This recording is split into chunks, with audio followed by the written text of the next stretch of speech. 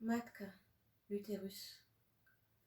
Le tuyau surgit d'un trou dans un coin du parquet. Et dans le trou, il y a des planches, des cailloux, des allumettes aussi, de la peinture écaillée. Tout est mélangé. Et moi, je regarde ce tuyau et je pense que c'est dingue d'avoir mis 30 ans pour apprendre à nommer le sexe féminin dans ma langue maternelle. En même temps, je ne suis pas sortie du sexe de ma mère. Je n'ai pas glissé le long de son col, ma tête n'a pas franchi son bassin, mes épaules n'ont pas été engagées dans le virage, je n'ai pas coulissé dans son vagin, je n'ai pas jailli de ses lèvres, sa langue n'était pour rien, elle n'a rien proféré. On a incisé la peau de son ventre, juste en dessous du nombril. Un millefeuille de couche rouge, des organes par strates, tranchés dans l'utérus pour faire sortir l'enfant. Il fallut la recoudre. On emmena l'enfant, emmitouflé de lange, dans une pièce à part.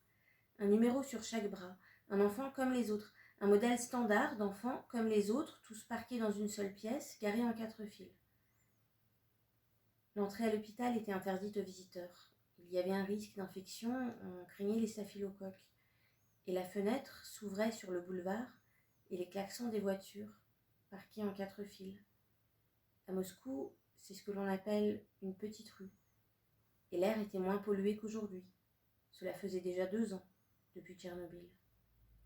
Mais les clôtures des garages et les grillages des poubelles et même les aires de jeu sentaient la même odeur de peinture brute enrichie de métaux lourds. Ça brûlait dans les narines et de la même façon brûlait l'utérus de ma mère, devenu cicatrice.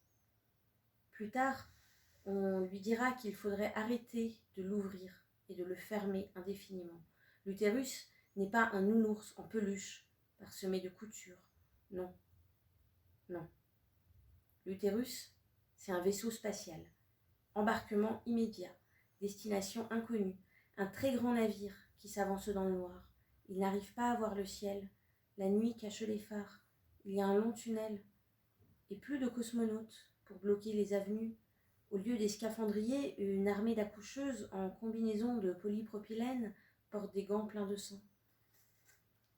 Et les vaisseaux décollent sous la poussée des mères. Et les mères engendrent des enfants. Et les mères s'engendrent comme mères, engendrent la catastrophe qu'elles se verront devenir, la catastrophe qu'elles vont devenir, la catastrophe à venir. Et l'utérus donne la vie, donne la mort. Et l'utérus fait la pluie et le beau temps. Et l'utérus est une machine de guerre aux mains des grandes puissances. Il suffit d'appuyer sur un bouton pour tout envoyer dans l'espace.